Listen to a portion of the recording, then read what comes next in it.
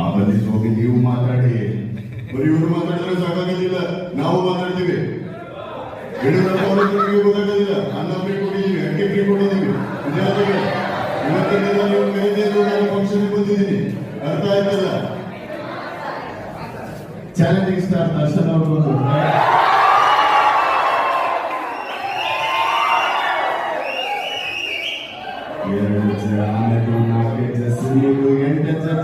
ಅದಕ್ಕಿಂತ ಒಂದು ಹೆಜ್ಜೆ ಮುಂದೆ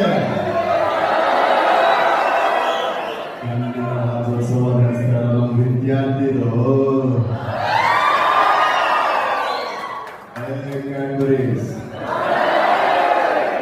ಕನ್ನಡನು ನಮ್ದೆ, ಕನ್ನಡ ರಾಜ್ಯೋತ್ಸವನು ನಮ್ದೆ.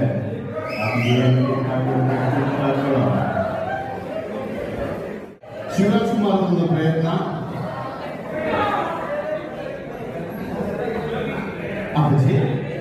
ಡಾನ್ಬಾಸ್ಕೋ ಕಾಲೇಜಲ್ಲಿ ಒಂದು ವಿಭಿನ್ನವಾದ ಕನ್ನಡ ರಾಜ್ಯೋತ್ಸವ.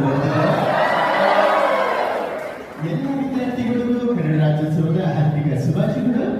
ಚೆನ್ನಾಗಿದೆ. ಮಿಡ್ ಟರ್ಮ್ ಎಕ್ಸಾಮ್ ಇದೆ, ಆಮೇಲೆ ನೀವು ಫೈನಲ್ ಎಕ್ಸಾಮ್ ಹೋಗ್ಬೇಕು. ಬರೀ ಸೆಕೆಂಡ್ ಪಿ ಯು ಸಿ ಬಂದು ನಿಮ್ಗೆ ಹಂತ ಅಷ್ಟೇ.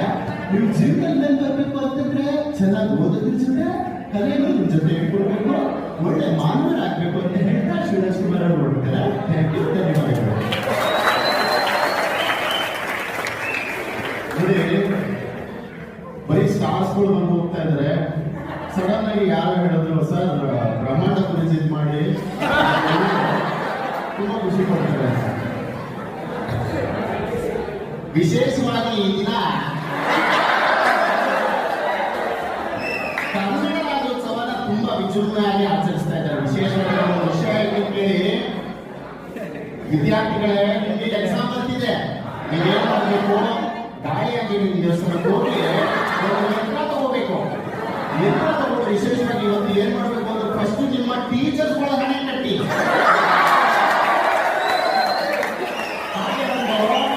ಕಪಾಳ ದೇವಸ್ಥಾನಕ್ಕೆ ಬಂದ್ಬಿಟ್ಟು ನೀವು ಧೂಪ ಹಾಕ್ಬಿಟ್ಟು ವಿಶೇಷವಾಗಿ ನಾವು